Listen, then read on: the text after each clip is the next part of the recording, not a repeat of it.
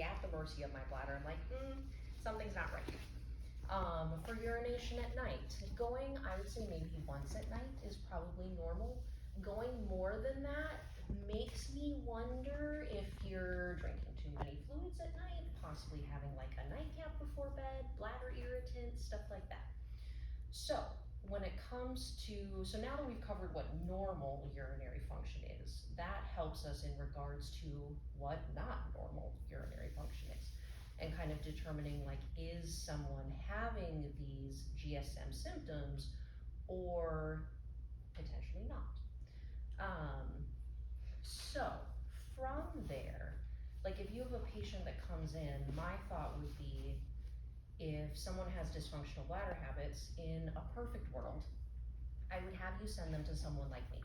Like, not necessarily me specifically, even though that's great, but a pelvic floor therapist of some kind that would help go through potentially bladder retraining.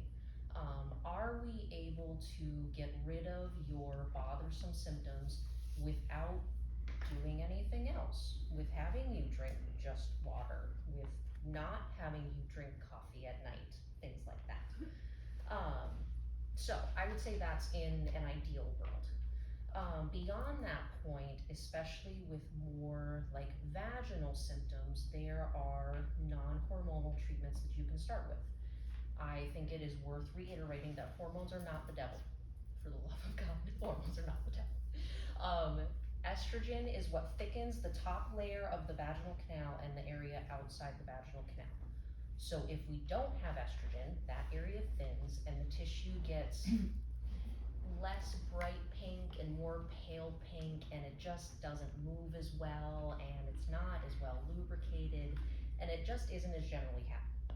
And that's important for where the urethra is, because if the urethral area is more retracted, that pulls the urethra more open and makes it more prone to bacteria, urinary frequency, general irritation. So making sure that that area is thick enough, which if you're able to treat that without hormones and a person prefers to do it without hormones, sure, great. If I have a patient that's willing to do hormones, I normally encourage them to do non-hormonal options and hormonal options, because people want to feel better faster. If you want your GSM symptoms to go away faster, if you put some vaginal estrogen cream on it for less than 6 weeks, you're probably going to feel better. So, and then with non-hormonal options, that is where we come into like, I think would be more of the kind of medical side term of like osphena or selective estrogen receptor modulator medications. In my world, that's more of like vaginal moisturizers. So vaginal lubricant is not the same as vaginal moisturizer. Lubricant is for friction with sexual activity. Fun fact, everyone should use lubricant no matter their age, because it's better for your tissues. Now you know. Thank you. But vaginal moisturizer is where you're like putting lotion on your skin. You're helping with the supple kind of pliability of that tissue.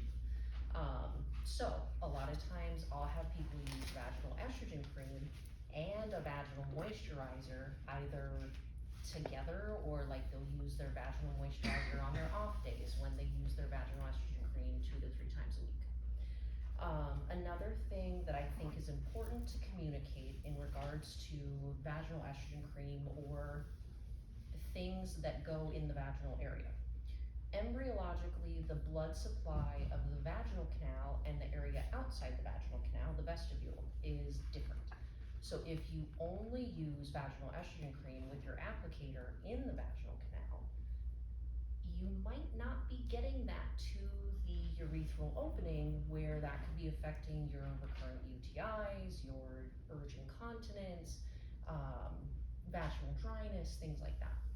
So making sure that people are getting estrogen in both places, whether that's done with vaginal estrogen cream or they're using some sort of suppository and making sure that it at least gets to the outside, or they're using like Imvexy, and then they use like a little like pea size of estrogen cream like right on the outside, giving the vagina a wet willy to make sure that it goes in the right area. So just to reiterate, make sure that it goes in both places, it is important. Let's see. I feel like it was already kind of said without saying that even if someone in this shift is not experiencing pain with intercourse, they could still benefit from vaginal estrogen cream. I have a lot of people that don't sleep well at night because they're up peeing all the time. And they're like, well, but I don't have dryness with intercourse. And I'm like, okay, I get it, but what if this could also help your urinary function? So I think it's worth iterating that it can be for both parts of GSM, not necessarily just the one that is most thought of. From a physical therapy treatment standpoint, I have written in all caps, not everyone needs Kegels. Probably because I work in the realm of pelvic pain, like if someone is already having pain, they might have tightness and they might not need strength. Fun fact, we'll step aside. When it comes to flexibility, my favorite stretches are Happy Baby and a deep yoga squat. Like those are my first go-tos that I give to patients when it comes to pelvic floor stretching. I love adding in like adductor, piriformis, hip flexor, all of the surrounding area, just because the fascia intertwining in the pelvis is so important. So, not everyone needs Kegels. If you have reason to believe that they need flexibility, that's where I would start. When it comes to if someone has leakage and it is because of weakness and they do need Kegels, how do you do a Kegel correctly? My favorite description has been if you pick up a grain of rice with your urethra, you pick up a blueberry with your vagina, and you pick up a grape with your anus, because you get the like closure and lift. Because a lot of people only think of like squeezing and not necessarily lifting, and both parts are important. So another fun fact.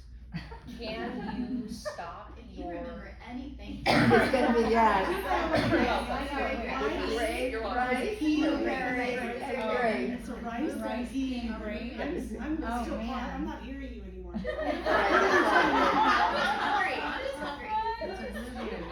Rice blueberry, right? Blueberry and grape?